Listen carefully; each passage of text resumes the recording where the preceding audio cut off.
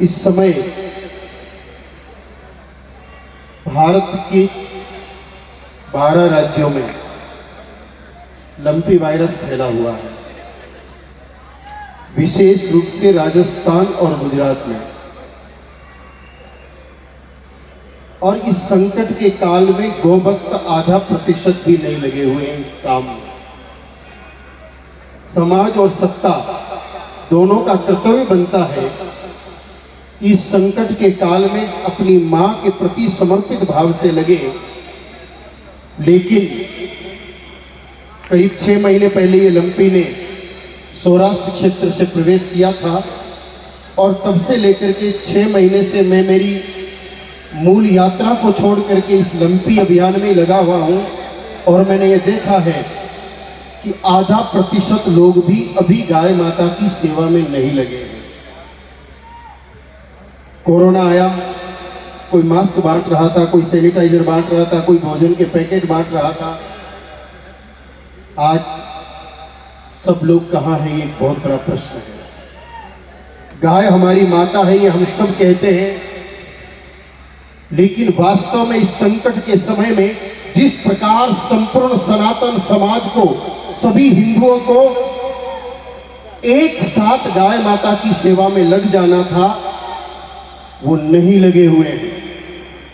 आप में से कितने लोग हैं ऐसे जिन्होंने अपने घर को छोड़ करके लंपीग्रस्त गाय माताओं के शिविर में अपना समय और संपत्ति लगाने का निर्णय किया है?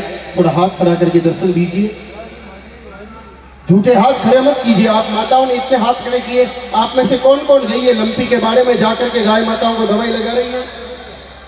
असली हाथ खड़े करो जिन्होंने घर को छोड़ करके, जहां गाय माताओं के लंपी कैंप है, वहां जाकर के अपने हाथ से सेवा कर रहे हैं और अपना धन भी उसमें लगा रहे हैं। यही एक मौका है, यही एक वक्त है जब हम गाय माता के लिए कुछ विशेष कर सके। क्योंकि इस समय ये लंपी बीमारी वस्तुतः एक बहुत महान संत ने, जो इस सदी के सबसे बड़े संत हैं, उन्होंने स्पष्ट कहा कि ये बीमारी हमारे इंसानों पर आई थी, लेकिन गाय माता ने देखा कि कोरोना से मेरे बच्चे बहुत दुखी हुए, परेशान हुए, दोबारा ये संकट मेरे बच्चों पर न आए, इसलिए गाय माता ने ये बीमारी अपने पर ली है। अगर ये बीमारी वास्तव में पशुओं की बीमारी होती तो भैंस पर भी होती, भेड़ पर होती, बकरी पर होती, ऊंट पर होती, घोड़े पर होती, गधे पर होती, जर्सी पर होती। लेकिन ये सिर्फ और सिर्फ देसी गाय माताओं पर ही दिखाई दे रही है। ये सीधा है कि गाय हमारी माता है और मां ने अपने बच्चों का दुख खुद पर लेकर के हमको बचाया है।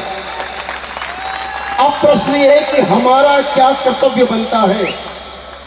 अगर गाय माता ने हमको बचाया है तो हमारा कर्तव्य बनता है कि अब हम उनकी सेवा में लग जाएं। कोरोना के समय शासन ने भी बहुत सहयोग किया था। इस समय न केंद्र की सरकार कुछ कर रही है, न राज्य की सरकार इस मामले में गंभीरता से विचार कर रही है। राज्य सरकार को अध्यक्ष बनाने से फुर्सत नहीं है और केंद्र सरकार को चीतों को घुमाने से फुर्सत नहीं है। तकलीफ हो सकती है, बहुत सारे फॉलोअर्स हैं मेरी, इस बात से कई लोगों को तकलीफ हो सकती है, लेकिन प्रश्न कि गाय माता की जय जयकार लगाने वाले इस समय सब कहां सुस्त बैठे हैं?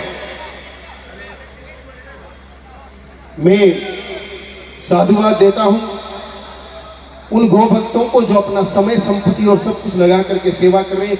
गांवों गांवों में नौजवान इस काम में लगे हुए हैं, घर वालों की गालियां भी सुन रहे हैं, कर्ज करके भी दवाइयां ला करके गाय माता की सेवा में लगे हैं।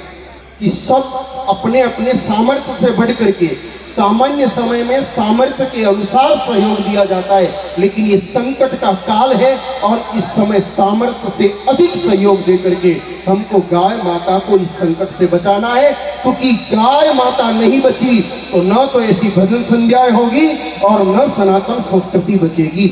आप और हम सब के सब समाप्त हो जाएंगे। इसलिए हमें अपने आप को बचाने के लिए, अपनी संस्कृति को बचाने के लिए, अपने समाज को बचाने के लिए गाय माता को बचाना ही पड़ेगा। जिस प्रकार अभी पथमेड़ा गोधाम के पूज्य दर्शनानंद जी महाराज ने गुजरात में 14 और राजस्थान में 24 एम्बुलेंसों के माध्यम से पूरे प्रदेश भर में अलग अलग जिलों में भेज करके गौ माता की चिकित्सा का कार्य प्रारंभ किया है। आप सब विराजमान भाई बहनों से भी मेरा यही प्रार्थना है कि जो जो आप में सामर्थ्य रखता हो वो गाय माताओं के लिए इस समय अभियान चलाए। सड़क पर घूम रही गाय माताएं, जंगलों में घूम रही गाय माताएं, जहां जहां दुखी है उन गाय माताओं को सुख तक पहुंचाने का प्रयत्न करें। वो सीधा सीधा भगवती को सुख पहुंचाने का ही कार्य होगा। तो आपसे मेरी यही प्रार्थना है कि आप अपना स्वयं का ख्याल रखते हुए इस समय गाय माता के लिए जो कुछ कर सके, समय, संपत्ति, सब कुछ लगा करके गाय माताओं को सुरक्षित करने का प्रयास करें। यही प्रार्थना है। आज प्रवचन देने नहीं, सिर्फ आप लोगों के सामने में प्रार्थना करने आया हूं कि गाय माता को बचा लो। यही एक समय है, इस समय हमने अगर गाय माता के लिए कुछ कर लिया तो फिर गाय माता हमारे लिए जन्म जन्मांतर तक, आगे से आगे तक सदैव हम पर कृपा बनाए रखेगी।